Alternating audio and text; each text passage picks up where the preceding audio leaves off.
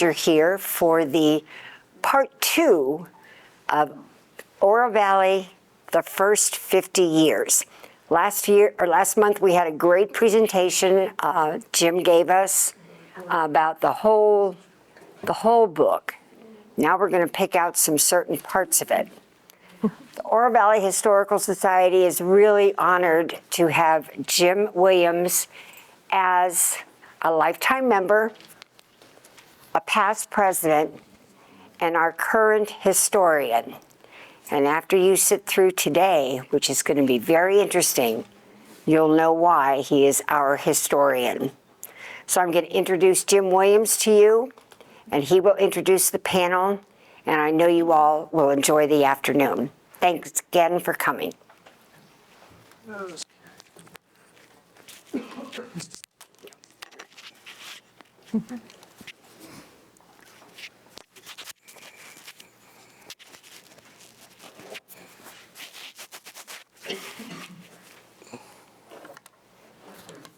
Okay, can everyone hear me? Great. We have a series of programs planned that are going to be panel discussions. The one next month, and have it here, there's a few handouts in the back, but the one on March 11th will be 3 mayors. The current mayor and 2 former mayors, Mayor Hierbath and Mayor Loomis. And we'll have a discussion about change that they've seen in the community. And then April 8th, we're going to have 3 people who were involved in the original incorporation period. And they'll be speaking in a panel like this. So I hope you can attend as many of those as possible. Today we're going to be talking about how the community has changed in the 50 years since that time. None of the people here go back a full 50 years in that, but they have a wealth of experience in the town. On my far right, Dave Perry was the editor of The Explorer in the early 2000s. He's been the president and CEO of the Chamber of Commerce, and he's now again working as a newspaper reporter.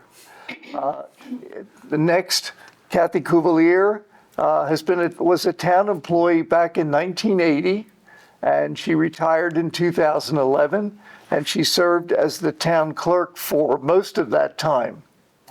And Spencer Elliott has been a resident since, on my immediate right, Spencer Elliott has been a resident since 1985, and he's been involved in many political campaigns and activities all through this period. So these people have seen a lot of what's going on over the last 30, 35 years of Oro Valley. So my first question, and I'm going to ask Spencer to answer this first, is why did you move here, or why did you begin to work here in the case of Kathy?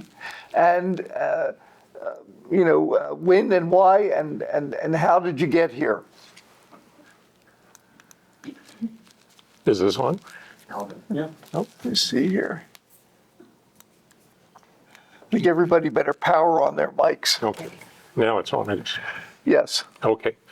Well, we moved here, really, my wife and I, for a job change. I worked for what was then called Air Research Manufacturing Company of California, which ultimately many of you who are newer in the town only know as Honeywell up here on the northwest side now. But when it started, we were down by the airport on Elvira Street. And that job change was a kind of a major life change. And we lived in northern Colorado at the time. And I had 2 job offers, one with Ball Brothers in Boulder, and the other one was with Air Research here in the Tucson area. And my wife was smart enough to say, the company is going to move you, so why don't you go where people retire, so when you get ready to retire, you don't have to move. So that's why I let her make a lot of the decisions in my family. Yes. Go ahead, Kathy. Okay. Well, I applied for the deputy clerk position back in, actually prior to 1980. And my interview was a little interesting to start. so I was moving into a new apartment, and I had a friend that had another friend that helped us move. And she started asking me questions about my prior experience and so forth, and I'm answering the questions. And then she said, would you like to apply for the deputy clerk position at the town of Oro Valley? And you would meet with the mayor and council and talk with them. So I did that, and I was hired January 2nd of 1980 as deputy town clerk. And so I was fortunate enough, and that just began a really wonderful change in my life and a wonderful career. Great, thank you. Thank you all for being here. It's a pleasure to be with you.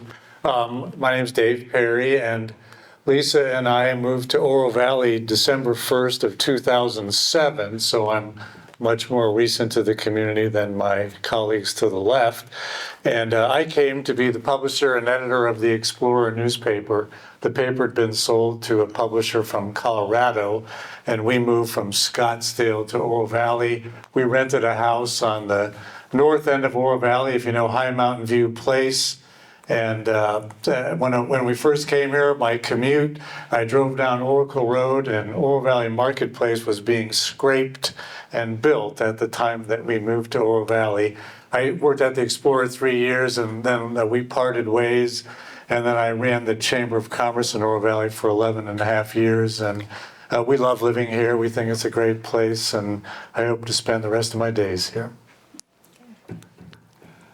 Great. A question that I plan to ask for almost all of these is, because so many of us have come at different times here, what did this community look like to you when you moved here? And how different was it than today? Spencer, why don't you start first, because you have the earliest experience, well, some of the earliest experience. Well, it looked a lot different, that's for sure. Yeah. There were less than 3,000 people in the town. One of the first political activities that my wife and I ever got ourselves involved with was the annexation of Rancho Vistoso, which was not in Oro Valley at the time. It was a very small town at that point. Maybe hold a little closer. And it was Katzi Engel, if any of you remember that name. Katzi was the wife of Mayor Steve Engel, who was the mayor for the longest time here in Oro Valley. I think he was the third mayor, if I'm correct. And she came by one time with a petition, and she just said, do you think that the people in Rancho Vistoso should have the right to vote as to whether they want to be in the town or not? And I said, well, yeah, I mean, it seems like people ought to be able to make their own decisions as to whether they want to be incorporated or not incorporated. So we signed the petition, and from there, it just kind of mushroomed into a whole bunch of other things. But from the early days, and I don't have all of the stories in here, and Jim probably has them in his book, if you talk to the people who have been in town longer than I, of the notorious Oro Valley speed trap story as to how that came about. And what many of the town people did, the town employees did, after every rain, when the streets would fill up with sand, and they would go out with pickup trucks and shovels. And instead of coming into the town that day, they would go and they would shovel sand out of the streets, because it was the only street cleanup that we had in the town at that particular time. So I don't know if that gets an answer to everything you're looking for, Jim. What were you referring to as far as the speed trap? Well, the speed trap really was, we didn't really have a lot of police at the time. In fact, kind of the funny story, our neighbor was a man named John Dillon, and he and his wife Hope were from Kansas. They knew each other back in their high school days, and eventually married different people and moved their own ways, and then both lost spouses. So they got back together, and when the town was looking to incorporate, it needed to have a police official. And I think it might have been Steve Engel at the time, but it might have been somebody, one of the mayors before, asked John if he would be willing to take on that job, because we're looking for someone to be the police official to sign the incorporation papers and all that. So he thought about it for a little bit and decided, well, it's kind of a natural if you're from Kansas and your last name is Dillon. You should be called Marshall Dillon. So that was our first police official that came to the town at that point. Okay. Go ahead, Kathy. Okay, thank you. I'll just continue on. So when I started work in 1980, I was the deputy town clerk, but in March of 1983, I was appointed as the town clerk for the town. And so just to give you a little bit about the demographics of the area, so Oro Valley was still 4 square miles, and Oracle Road was still a 2-lane highway. We had the official 1980 census at that time was 1489 for population. And I worked at the Calle Concordia location. 680 West Calle Concordia at that time was the official town hall. And that included everything needed there. The 2 back bedrooms, it was a former house where the police department, the chief's office, and the squad room. And then the dining room with the council chambers, and the living room was all the administrative services. So everything you needed, you come to 680 West Calle Concordia to get help. And I was the 10th employee to be hired, which meant that we could qualify now for group insurance, get a special rate on insurance for town employees. Also, around the area, there was only, to the east of east of the town hall was Canyon Dollar High School that had been there since the early 60s. And then Linda Vista Citrus Tracts to the west of the town hall, there was a farmer, Orville Shields, who had a peach orchard and did quite well selling peaches there.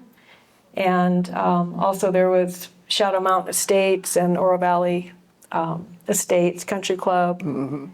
In that area. And then there was a 7-Eleven at Hardy and Oracle, which is now the Kathy Soenvac building. And let's see, that was about it. Oro Valley was very rural in its nature. And at that time, anything north of Calle Concordia, it was just desert, and that was about it. So seen a lot of changes since that time. It might have been, the population of cattle might have been higher than the number of people Could have been. at that point. Yeah. Yes, because the Rancho Vistoso area used to be an area for cattle to graze many years ago, Yes. before the land swap. So Dave, you came in the mid to late 90s. What do you see as the difference of then versus now? Well, I came in '07, and we saw and remember, I ran a business and community organization for a number of years, and I paid a lot of attention to apartment communities, and we saw 3 major apartment communities come into Oracle Road. One thing I have really been astonished by, frankly, is the growth in senior living, the senior care communities. And today I drove past La Posada Push Ridge down off of First Avenue, which is an amazing facility and large. And I remember a friend of mine, Lynette Jaramillo, the late Lynette, who ran Casa de la Luz Hospice, founded it. And one time I said to her, "What's all this senior living?" And she said, "Remember that we have low taxes, we have a great place to live, we're clean, we're safe, and we've got weather that people care about." So that industry is always going to be in this community, and it's always going to grow. And I accept that, of course, and recognize that. When we came here, La Cañada was still 2 lanes, and there was the big fight on the south end of La Cañada, north of Ina, about what kind of a road was going to be put in, what sort of walls and things like that, and a very contentious subject. Now we look at it and say, well, it's just how it is. And those days, by the way, Oracle Road was just as bumpy as I remembered it until we finally got it resurfaced here several years ago. But the growth piece has been consistent in my time here, and I give credit to mayors and councils that the quality of growth in this community has been exceptional. And Jim points that out in his book, that the look of Oro Valley is without peer, frankly, in southern Arizona. And I lived in Scottsdale for 7 months when I first moved to Arizona, and Scottsdale's a nice place, but it's not Oro Valley. Yeah. Dave, you kind of got into that question. My next question, why so many people have moved here? The weather is great, the mountains are great, but of course, the whole area has the weather and the mountains. That's not just ours. The question would be, why do we grow from 800 or 900 people to 47,000? Spencer, what do you think? Well, I know when we first came, part of the reason that people wanted to live here was safety. I think we were either the first or the second safest town in the U.S. at that time in the mid-1980s. Again, all the things that have been mentioned, it's a nice place to live. And as I say, my reason for moving here was my job change effectively required that I move here. And psychologically, I can't explain why other people do, but I think they see the same sorts of things that we found here. And we found really kind of interesting talking to people over the 35 years or however many years. People either love this part of the world or they hate this part of the world. They don't seem to be neutral about this part of the world. And I don't really understand why that is, but then my education was not in psychology, but engineering. So that's beyond me to answer that question. Kathy? Well, I think both of you have mentioned a lot of the reasons why people do come to Oro Valley. Definitely the lifestyle, the safety, public safety is so important, especially these days. You know, you can come into Oro Valley and you're not going to have any issues with major crime. You feel safe, and the residents love that feeling of the safety. And ever since I was with the town, the police department has the Dark House program, so that if you're going on vacation and need to leave, you know that you can just register with the police department. They'll check your house while you're on vacation, and that is a level of safety for the residents. Oro Valley, we didn't always, but we now have many parks and amenities for families. This is a great place for families to live. And of course, when Sun City Vistoso came into Oro Valley, we have a nice retirement area as well. We used to have the reputation as a bedroom community, but that has totally changed. And it seems to be there's a lot of different things for all age levels to enjoy. Great. I gave the three people the questions of Anna so they could think about them. One question I asked was, what individuals do you think have had the greatest impact on the town? Can you maybe pick just one person to talk about that you think has had some impact on the town, and how have they done so? Dave, do you want to start? Sure, and I'm going to bring up somebody that you may not think about so much, and it's Dr. Tom Grogan. And Tom is the founder of Ventana, and he brought Ventana to Oro Valley. Paul, you remember when that was? Mid-'80s, I believe, maybe even later than that. But Dr. Grogan and the people at Ventana, now Roche, they are a world-class company that does remarkable things in our community. And by the way, they employ 1,800 people in Oro Valley. Wow. And you know, it's the biggest bioscience company in southern Arizona by a number of folds there. And I think that they bring a vitality to this place. They bring high education, high achievement. They also bring a ton of jobs. And, you know, they just bought the old Sanofi building up in Innovation Park to further expand their footprint in our community. And I give Dr. Grogan, who's a wonderful man, if you ever get a chance to read his book, I know the mayor has.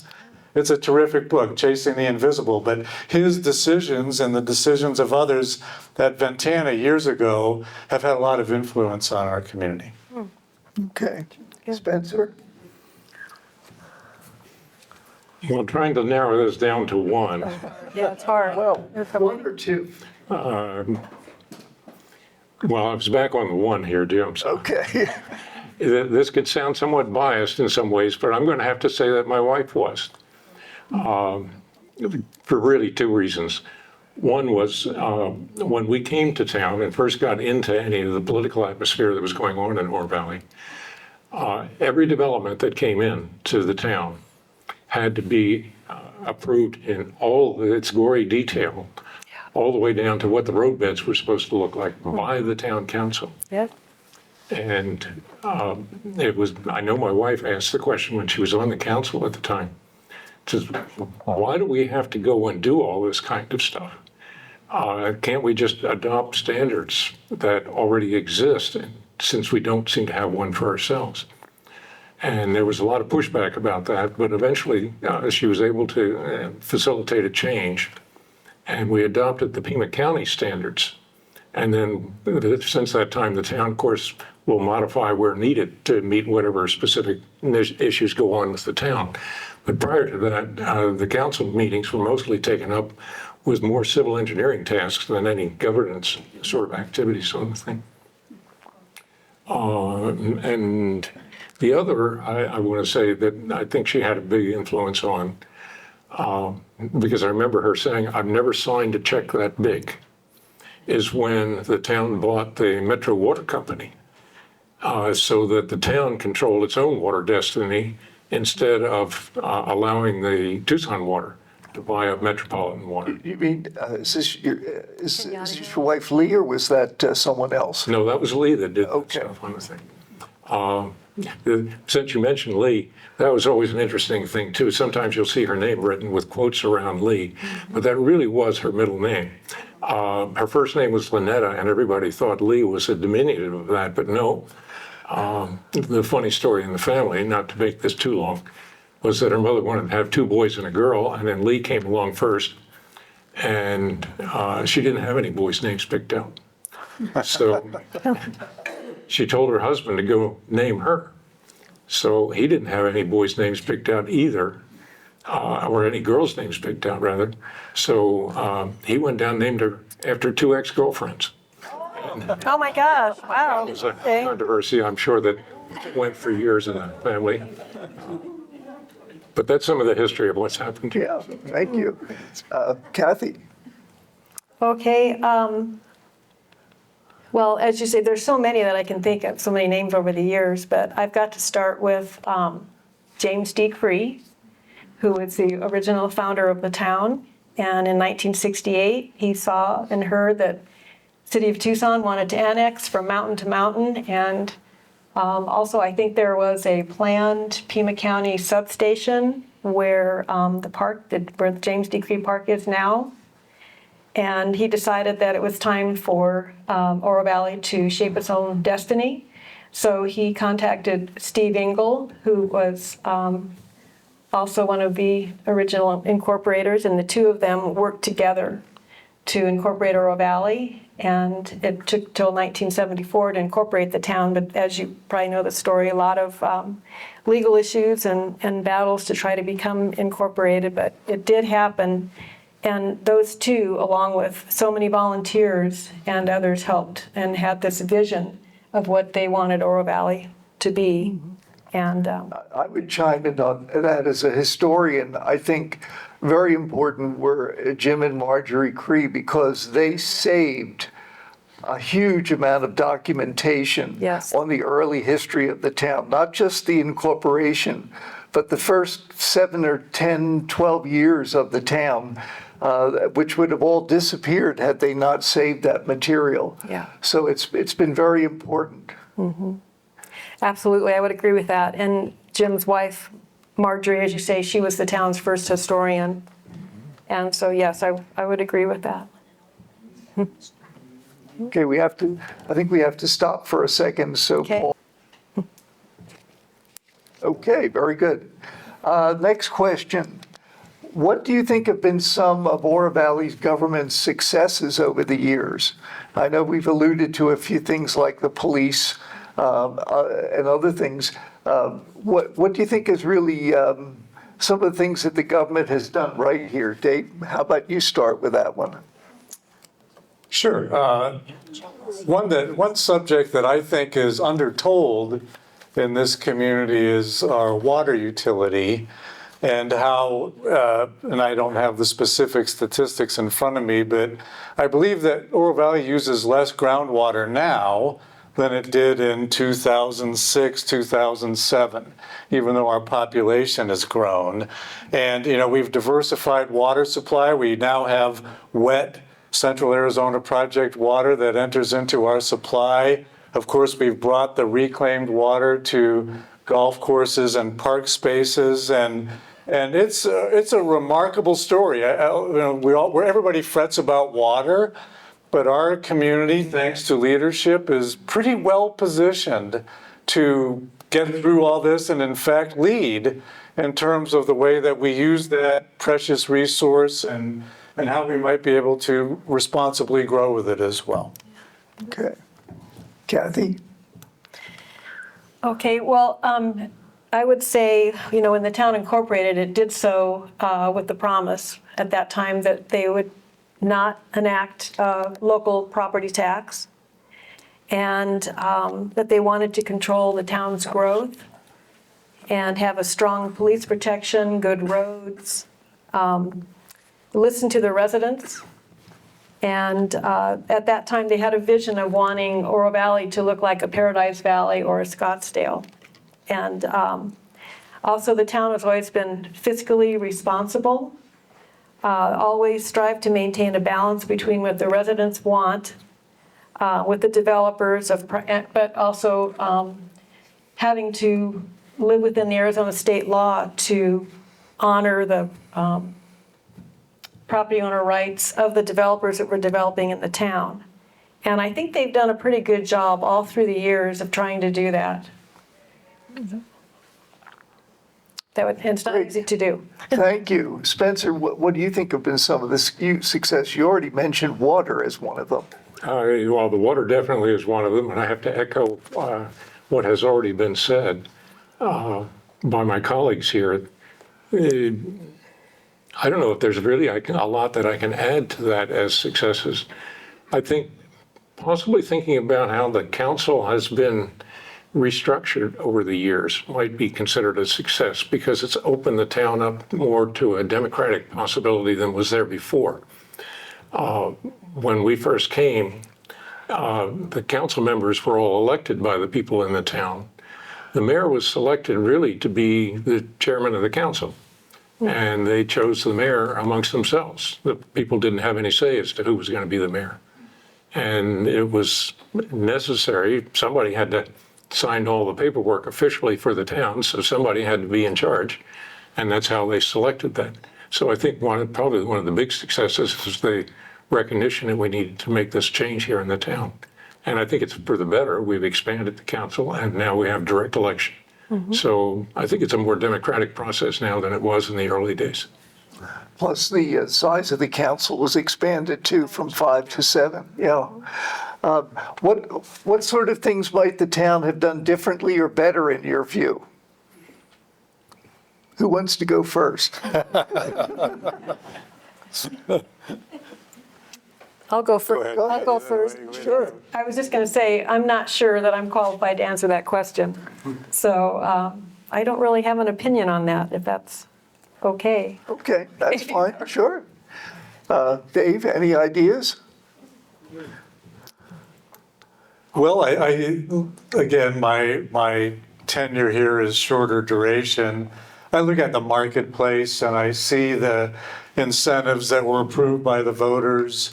And, the marketplace has struggled for so many reasons. And now I think we've found a way forward to create apartments there, create more of the mixed use kind of a redevelopment, honestly, of the marketplace. And when I first came to Oro Valley, and the late great Bill Adler was prominent in our community, and he's somebody that should be mentioned as well as prominent, but Bill didn't like the whole concept of mixed use, as I recall. And but that's changed. And I think modern council and others have recognized that in order for a place like the marketplace to succeed, we have to do something different than what was envisioned originally. And I think we're heading in the right direction there. Looks good. Great, thank you. Citizen involvement, there have been many contentious meetings in the history of this town from the very beginning. And my question is, has that been a good or a bad thing of citizen involvement, and particularly most commonly related to land use decisions? Okay. Spencer? Well, I think you do have to have the citizens involved in this, otherwise they're sitting out there and they're just kind of grumbling. If it does make for contentious meetings, I know there were many times, and Kathy, you can attest to this too, as to how many hours the council meetings went on, giving everyone an opportunity to speak. And then, of course, as the town population grew and the town hall got bigger and more seats went in, and I think it was Steve Engel who brought in an egg timer and said, you have 3 minutes to make your point to the council. And when the sand runs out, you have to sit down. And that kind of moved things along a bit. I'm not saying that it sped things up too much, because there were still an awful lot of speakers. But I think without citizen involvement, you don't really have a town. Very true. And the egg timer was before we had the limit timer, which is the electronic little thing that tracks your time. But Right, yeah. yeah, citizen involvement has always been very important to Oro Valley. And it's impacted the town in a number of ways in the government. So we have from so many volunteers that give of their time and talents, so many of them just out of the goodness of their heart because they cared for the community, have helped this community for 50 years, the past 50 years. And I think without the citizen involvement, we wouldn't be the community that we are today. Done a lot of good help. And just like the Oro Valley Historical Society, doing what you're doing, you're not a paid committee, you're just doing it because you love your community and want to preserve the history. Thank you. I might have a longer answer than my colleagues here. I spent 28 years as a small town newspaper reporter, editor, and publisher in Wyoming. And I've been to a lot of government meetings over the years, tons of them. And when I first came to the Explorer, we had a very rocky relationship in Marana.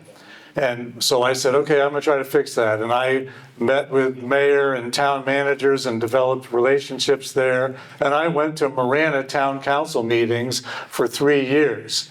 And there were many times when I was one of a handful of people in the audience. There just was not the sort of participation that we see in this community. And even in Wyoming, I would see when an issue was super inflammatory, sure, there were a ton of people there, but not on a consistent basis as we've seen in Oro Valley. Now, it's changing a little bit because of pandemic, and now we've got technology where people can plug in from home and participate in council meetings, but I've never seen a place where the citizens were this involved in the day-to-day decisions that go on. And again, remember my context of, I ran a business organization. I know those developers, and they used to complain.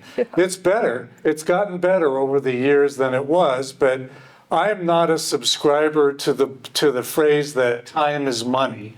I don't equate those two things. But I do know that in business, time costs money. And the longer things go on in the decision-making process, however legitimate and valid it may be, business people see that as a negative, and it's more difficult. The other side of that coin, of course, is that when they get into business in Oro Valley, and they've gone through all the public processes, I walk in and say, how's business? And almost invariably, they say, it's great. Because they have access now to this wonderful market, if you will. And I draw the market lines, by the way. I go to Dove Mountain and I go to Saddlebrook and Saddlebrook Ranch, and I think Oro Valley needs to recognize that our public participation toward business yields a certain result, but the market area is bigger than the 50,000 of us who reside here. So really a unique thing, and I've said to developers over the years, I know you don't like it, but that's how it is. It's not going to change. It's not going to change in my lifetime. This community will always show up and express itself. And that's something that goes back to the very beginning. The contentious meetings really went on for a long time and certainly increased in the 1980s when the town began to expand. So my next question is, what about annexation? The town has gone from 2.5 square miles to 37 square miles approximately in size. Why was that done, and is it a good or a bad thing in your view? Spencer? Well, one of the contentious annexations I remember was when it was after Rancho Vistosa was annexed, and the original town of Oro Valley around the country club area was already in place. And they were connected by a little strip of Oracle Road. And then there was this large peninsula of county land that was stuck right in the middle between the two of them. And it was surrounded on three sides by the town. And ultimately, I think that's how the annexation came about, because it was being surrounded as it was. It was almost impossible for it not to be annexed in. But there were a lot of fights over what was happening with that. Annexation seemed to be things that bring out the good and the bad in people. And what do they consider to be the most important things in their lives? And who's to say what any one of us are going to say is the thing that we consider to be most important at the moment? Okay. Kathy? Well, I look at annexation from a ministerial Right. point of view with my job, and that was one of the big things that I helped with, were with town annexations. And as you can see or have heard, we have grown quite a bit. So the way that the town looked at it is that we had the ability to grow the size of the land size, population, and it added revenue for the town to provide services to its residents. And then also, it may still be the policy, but at the time, annexation policy was to annex land that was not developed, so that the developers and the town officials could work together to develop the property in accordance with Oro Valley standards. And the town was very fortunate. We had several annexations that were conducted in that manner. So I think it's been a really good thing for the town. There's no way we would have survived on, 2.5 miles? So I think the town is beautiful in how it's developed, and trying to develop it as close to the needs of the community as the elected officials can make it. Mm-hmm. A number of you have been here for many years. How would you assess the way the political climate has changed in this town over the years? Maybe, Kathy, you don't want to deal with that one because you were kind of in the middle. Yeah, since I've been gone for 13 years, it might be kind of hard for me to say, other than the town did experience a lot of growing pains as a small town. I know you were the one that quote was yours originally in the newspaper. Oh, okay. Yes, and we had many recall elections, as some of you may remember, from 1993 to 2000, and that was a hard time in the clerk's office, but we got through it. And I think the reason for that is that mainly people were not happy with decisions of the elected officials, or they didn't like changes in the land use that council members had made. That's about all I can say for that. Spencer, do you see you and your wife were involved in elections here in the early 1990s, and you've seen what's gone on since. Do you see a change here? Well, I have to agree with Kathy, and there were an awful lot of recalls. Lee was subject to one of them at one point. And what else can one say? The climate really has changed to an extent. I think for the better, but at the same time, it seems like it has picked up less of what we are doing here in the town for our own good, and more of what the national political climate has in the way of influencing us, and a way to kind of separate what's happening from what is the thing that's good for the town of Oro Valley, from what's happening in the national scene, which is an entirely different decision in my mind to make. If I can say one thing, I was just going to say, Oro Valley is known as a general law town, and it's nonpartisan. So people, they always want to take political sides, but in Oro Valley, that is the nice thing that the council members don't have to worry about, is they're here for the community, not for what political party they belong to. And I think that's a good thing about Oro Valley. Jim, I go to a lot of meetings to this day, and I've watched some of the behaviors at neighborhood meetings, planning and zoning, about apartments. You know, we're having these conversations about apartments in our community right now, and I'm not weighing in on right or wrong, good or bad, but I think that the national tone does have a tendency to drift down, if you will, that we sometimes lose our civility and we lose our obligation, frankly, to one another, to listen and to be open to compromise and not to question motivation. I think I see a lot of times, I've heard people say, well, you don't care about Oro Valley. Oh, baloney. Everybody cares about Oro Valley. We just may not agree on how the community should proceed moving forward. And I think we got to be careful about that we not become that bitter, angry, frankly, sometimes intimidating environment for the minority voice. We got to be careful about that because we got so many positives in this community. Can we be respectful in our differences? Can we agree to disagree? And I've been reading too much on that subject lately, and I think it's imperative, especially in the national climate, with a presidential election that's going to be the ugliest thing any of us have seen in our lifetime politically. So let's do our best here. Thank you. Question about the future. What policies would you like to see Oro Valley pursue in the future? You know, if you had your wish list of things that the town could do, what would they be? You want me to start that? Sure.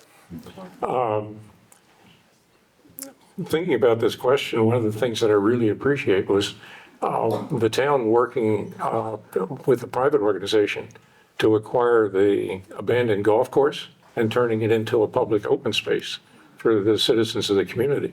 So I would like to see more of that kind of activity when such opportunities present itself, that is there a way for the town to actually do this so that it benefits all of us here in the town. And you know, I'm retired and I don't live in the town, so I'll pass on this question. Okay, Dave. I've got 2 points, and Spencer, I appreciate your comment about Vistoso Trails. And Vistoso Trails, I rode my bicycle through there today. I love riding my bike there. I saw a big group of birders out there this morning. I've seen deer, I've seen all kinds of stuff. And the challenge for mayor and council is, how do you pay for that? You know, it needs 6 figures of investment every year simply to maintain it, to improve some safety considerations. It's a jewel, but how do we pay for that? So I think we've got to keep that in mind, but that's not a policy for the future. It's just the thought that occurs now. The one thing the mayor and I, when I was running the chamber, we used to joke about how little water we used in our households every month. And our goal, Lisa and I, the kids are old and away, and we try to use less than 100 gallons a day. And we're succeeding when it rains right now. And I play around with water harvesting. I got wheelbarrows and buckets, and I'm trying to keep as much water and water my own landscape. And the other day when it was beautiful rain, the storm drain goes right by our house and goes down into the Highlands Wash, which is behind us. And I just watched the water pour into the Highlands Wash. And I said, I wonder if we could catch some of that at street level and maybe move it onto somebody's oleanders or whatever they might be. And I also wondered about stilling some of the water in the wash so that maybe we had bigger mesquites down there, maybe richer wildlife habitat that resulted from a little bit of conservative water management that way. And I believe this sincerely. I think Oro Valley could lead the Southwest in how we deal with our water resources, to include what falls from the sky. Thank you. This is now the time for the audience. Do you have a question you'd like to ask to the group? And if so, please stand so we can hear it. Good evening. Yes. Two things, I don't think Spencer ever answered the question about the speed trap. I don't know if we ever got back to that, how we got that reputation Oh. early on. Okay. And could you talk a little bit about how the vote went to annex Rancho Estoso? All right, so the question is a little bit about the speed trap back in the early 90s and the annexation of Rancho Estoso. Spencer? Well, I don't know what the vote was on the annexation of Rancho Estoso, so that's just going to be in the public record someplace as to how that one went. But the origin of the speed trap reputation was, as I say, there wasn't any service here in the town. So we needed to have a police force. And we had a citizen volunteer who had a pickup truck. And they gave him you know what the bubblegum machines are that the cops will sometimes take out and they'll stick them on top of the car. He had one of those. And if he saw somebody that he thought was driving too fast on Oracle Road, he'd put that on and chase him down Oracle Road and give him a ticket. And who knows what his speedometer was actually calibrated to be, but it was fast. He thought they were going faster than he thought they should. They got a ticket for speeding. And that's how our reputation came about with that. And then I know Werner Wolf, who was the police chief when we first came here, he fought for years to try to overcome that. And he told us one time, and I think you just saw an article in the paper about 5 miles an hour over the posted speed limit. What happens with that? Werner said he has told his people that if they're 5 miles an hour or less, up to the posted speed limit, do not pull them over and give them a ticket. Yeah, the town had quite a reputation, partly because they had a fairly aggressive magistrate that was also dealing with that issue and assigning fines, et cetera. But that goes back to the late 80s, very early 90s. I just wanted to clarify, I think that Marshall Dillon, I think that goes back in the 70s. Yes. Before I was with the town. Yeah. And when I came to the town, we actually have a former police chief sitting in the audience. Maybe he doesn't want us to know that, but I think just because Oro Valley was so small, and they had time to enforce the law. Yeah. And so, yes, but I think with Werner Wolf, it was supposed to be don't ticket 9 or below unless there's something else going on besides speeding. But yeah, we have fought that reputation all the way through the years, but Yeah, well, it's pretty well gone now. How many people here have ever heard that before? Not, well, some have, okay. All right. In the 90s, I was told, Yeah. go up Oracle and Oral Valley, be sure you watch your speed. Right. That was sort of the peak of that kind of talk Yeah. about town. Other questions? Please stand. Will you address the history of Catalina State Park, please? The history of Catalina State Park. Jim, you're the guy to answer that question. That's a long talk, but there was and I gave a talk a year or two about that ago. There was a group of about 10 environmental activists. None of them lived in Oro Valley. Oro Valley didn't exist when they got started. And there was a plan announced to build 6,800 homes on that property. And they were all pretty much members of the Sierra Club. And they met at a Sierra Club meeting and they said, we're going to fight this. And they worked over a 12-year period to convince the county and the state to obtain that land. The county bought about 1/3 of the current park, and the state traded land in Rancho Estoso for the other land, the other 2/3 of it. And that's kind of in a nutshell how it came about. I'm part of a group now that's actually looking and trying to get a plaque put in Catalina State Park to recognize those people and what they did. Because again, it's one of those things that's lost in the past now. All the people who were involved, well, 99% of the people who were involved have passed away. And unfortunately, I did not get a chance to interview any of them. Other questions? The years of the, Pardon? when was the park? The fight was 1970 till it was created in 1982. A big part of it was the fact that Governor Babbitt took office because the previous governor died in office, and the previous governor was against it, and Babbitt was totally for it. And that was a big turning point in getting it pushed at the state level. Other questions? I don't Yes. have a question, Jim, but that would have been a good time to plug your book. Oh, yeah. It speaks to the. Yeah, there's a whole chapter on that that goes over in detail. And if you want to read a shorter summary, there's on the website for Catalina State Park, there's a 2 or 3 page summary of the events, but mine's in a lot more detail. Other comments or questions? Jim, can I Sure. comment about something? And you brought up the speeding issue. And once I was in a chamber meeting, and Chief Sharp, who served us for 20 years, somebody was complaining about his enforcement of the speed limit. And he said, if you don't want me to enforce the speed limit laws, which other laws would you like me to ignore? And when he retired, and I, for some reason, was asked to speak, I said, the truth is that it gets into your psyche that you don't speed here because you think you might get pulled over. And as I get older, I shouldn't drive fast anyway. But the truth is we're safer as a result.